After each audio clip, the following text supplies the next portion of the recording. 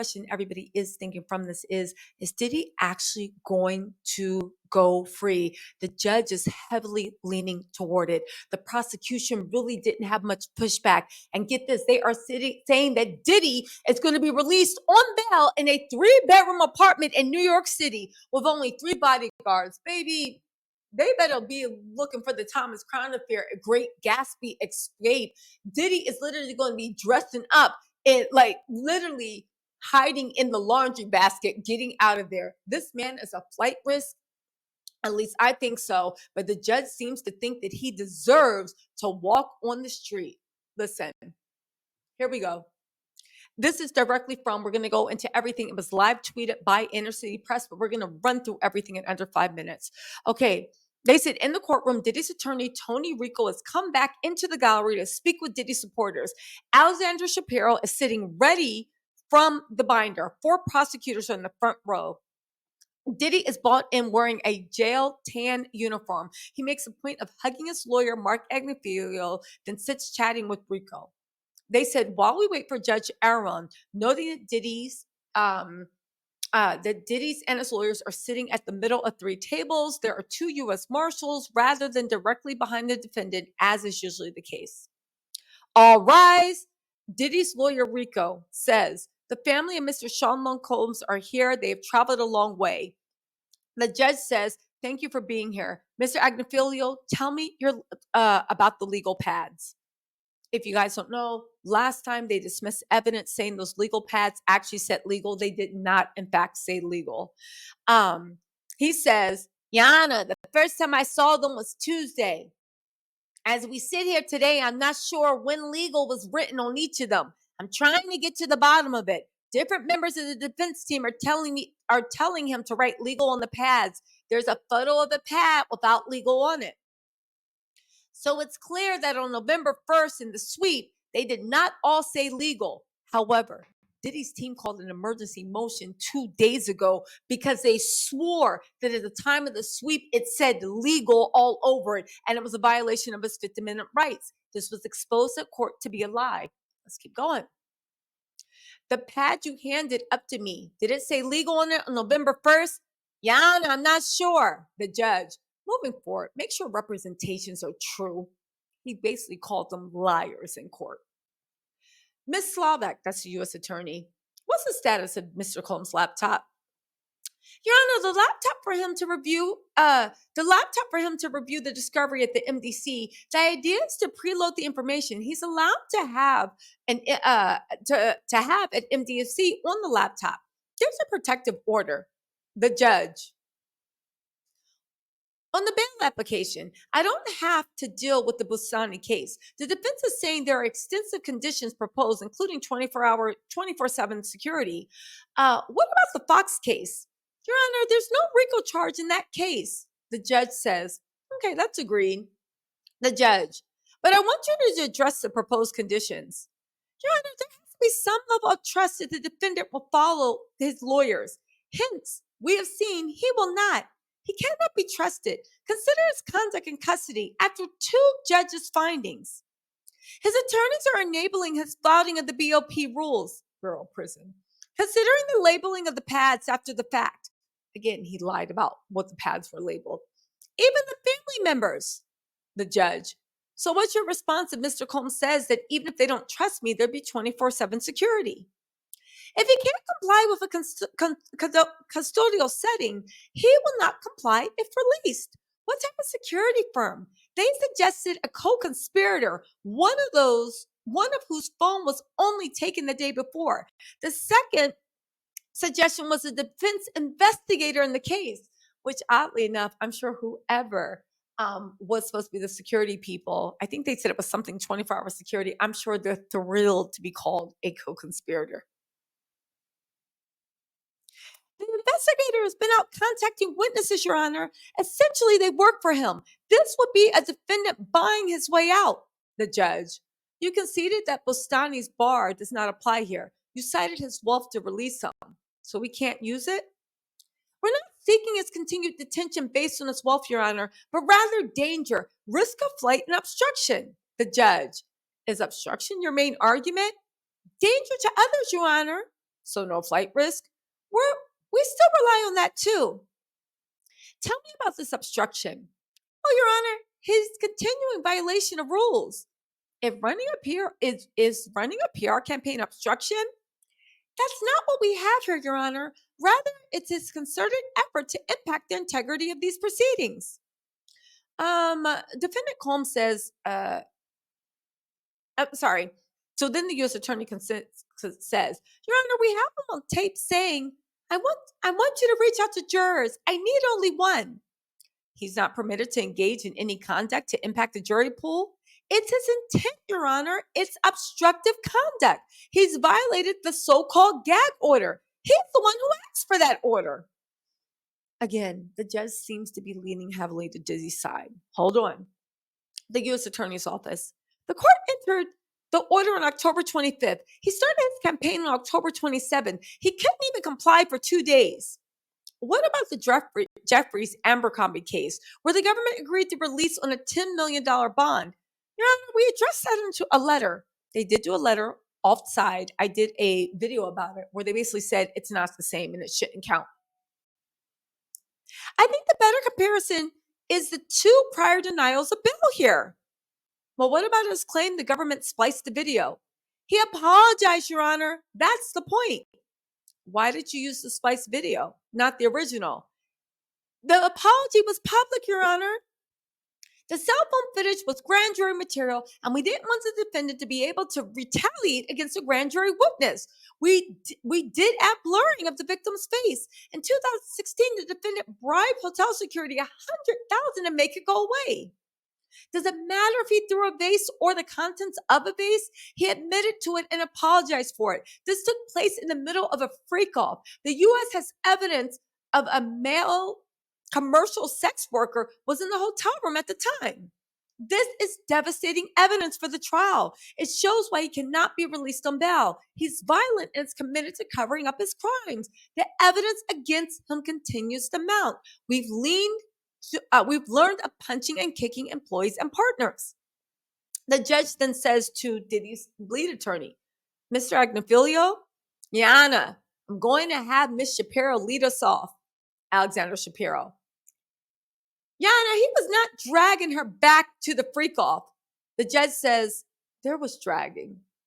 I don't mean to, the judge interrupts. There was also kicking, counselor. Well, he has apologized. Listen, counselor, what about the 2018 text messages with Cassie about violence? Diddy's lawyer. Yana, we've gathered more information about victim 1, even yesterday. I don't want to quote it because it's under seal, or should be. It was consensual. Diddy's lawyers are trying to say that Cassie consented to everything, the abuse and everything. They're saying they're into some sick little game where she likes when that happens. They're impossible. I don't want to quote, I don't want to quote from them, but you know the ones I mean. Yana, we're proposing an independent security firm. There have been mutually regrettable physical conduct going both ways. There was violence by this other person and by Mr. Combs allegedly. Is that what you call what happened in the hallway? Mutually regrettable physical conduct? Diddy's lawyer, Shapiro. In the Lafante case from 2000, the defendant told someone to lie by phone from the MDC. In the Ghana case from 1996, the head of the Gambino crime family, the witness received a kick in the ass, and the government does not have that here, Your Honor. We cited the Trump case. Defendants have greater rights to speak than their lawyers. An Instagram post as well as, I don't know if I can, the judge. His communication from the MDC. Well, he says the prosecution is motivated by racism. Did he try to pull the race card out? Your Honor, this is covered by the First Amendment. Messages they point to are not instructions to lie. They're a barrage of negative media coverage. He has a right to respond to that. So why doesn't he respond to counsel? Well, Your Honor, we're happy to do that, but we're lawyers. It's not really what we do. Some of these recordings show that he's telling people, just tell the truth. Talk with my lawyer. The judge. Victim 3, you're saying the communications are fine? Well, yeah. Same as witness 1 and 2. What about the communications that are missing? Witness one reached out to Mr. Combs' counsel and asked us for a lawyer. We didn't do anything along those lines because it was an odd request. I don't know that factual answer. How do you not know? Well, Your Honor, there's a message from Mr. Combs to witness one. Like, I'd like to give it to you under seal. U.S. Attorney Foster may know. It does not give rise to the level of obstruction. I do not have the actual message. They go on to say, Your Honor, my client obeys me. For example, on victim 3, he stopped messaging ASAP and other phone lines. The message to witness 1, that was pre-arrest. He obeys us. He came to New York. In the BOP, when I tell him not to do something, he doesn't. I admit that the charges in the Jeffries Abercrombie case are worse than here. They allege an international sex trafficking business. They were raped and forced to engage in blank you will blank. Eastern District of New York says that. While in the Jeffrey case, one defendant is 80 and the other one is 79. Diddy's 55. I hate to say it, that's not young.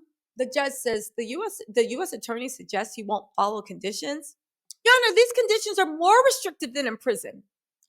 Mr. Agnifilio, where's this home he'd be in? Well, I don't want to give the address. It's on Star Island. There's a causeway. There is a dock, or there be no boat. That's not going to work. We're in New York. So the judge is considering letting him out in New York as long as the conditions are strict enough. Yana, give me a moment. There's an apartment on the Upper East Side. We have one available, 3 bedrooms. Where are the 24/7 security going to be? Would you like to speak to him or me? It's Patriot Security. They merged with Crisis 24. There'd be 2 security guards on the apartment and 1 downstairs. So a total of 3. No access to phones or internet except for calls with counsel arranged by security personnel. This is more restricted than the MDC, Yana. Diddy would also avoid all contact with anyone who may be a witness. I think he has a right to do that. But I want to make it easy for the court as possible. We're going to investigate thoroughly before the May 5th trial. He has a right to assistance. The government is saying that Diddy would be paying these people. It comes down to trust. It's a different relationship. These are professionals that are only going to be in his life for 8 months. It's a high-profile case. Y'all know, look, he's been in jail for 66 days without a laptop. He only got one a few hours ago. What is unique here is to have waited 9 weeks to get a laptop here in the MDC. So the solution is for you. To come to me. We can call these hearings, which gets things done. Y'all don't have a whole presentation ready about the tape, but you've got enough. I can save everyone. If you've got enough, I can save everyone 15 minutes. I have reviewed it. Who's here with pretrial services? Pretrial services says we're here. And we maintain conditions are insufficient to get bail. Have there been other cases with private guards? Not that I'm aware of, Your Honor. That's pretrial services. U.S. Attorney's Office says, Your Honor, consider witness 1 a participant in multiple freak-offs. Defendant continued to contact witness 1 after counsel was retained. The Instagram post was planned for a week using Contact Me ASAP and other inmate codes. His family member said, the lawyers say not to do it, and the defendant responds, I don't care, it's my birthday. Ms. Shapiro, you said sharing codes is common and the conduct was covered by the First Amendment? The U.S. Attorney's Office says the Bureau of Prisons handbook prohibits it. Defendant has used at least 8 inmates' codes. He bought them. They say Contact Me ASAP operates through TrueLinks. That's a trust fund limited inmate computer system. Your Honor, it's not permitted. In a Jeffries, 1 is detained. Well, they're a foreign national. This is more similar to the cases where detention was ordered, such as R. Kelly, Keith Rainier, and Larry Ray. I suggest both parties put in letters by Monday at noon about the type of communications Diddy may engage in. Monday at noon. I see people from the second row standing up. Yana, we have an email for a week. We had to email for a week to get him a file folder. His adult children are willing to obey Yana. He's not a lawless person. We spend hours at the MDC. Mr. Combs was writing down what I said. He's not out of control. DOJ is responsible for the MDC. Those calls from me all the time. There's calls from me all the time, and I hang up. He has access to cell phones in the MDC, but not under our conditions. He fights, he kicks, he makes phone calls. This can be addressed. Thank you, Judge. We're going to get a decision out prompt next week. Anyway, they adjourned it, right? At the end of the day,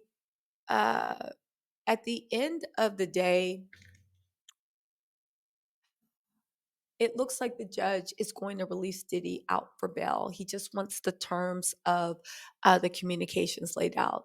I don't know, guys. Listen, we did a whole live. We talked about it. We had Black Letter Law on, playing devil's advocate, literally calling what the judge was going to do. There's a lot of weird things happening, but it looks like Diddy has finally started to fight. Listen, we're going to do a recap tomorrow of everything, do a little research. But yeah, this isn't good. This isn't good at all. You guys, listen, let me know what you think in the comments. I'll talk to y'all later. Bye. Oh yeah, check out the whole live if you want like the full detail. Talk to y'all later. Bye.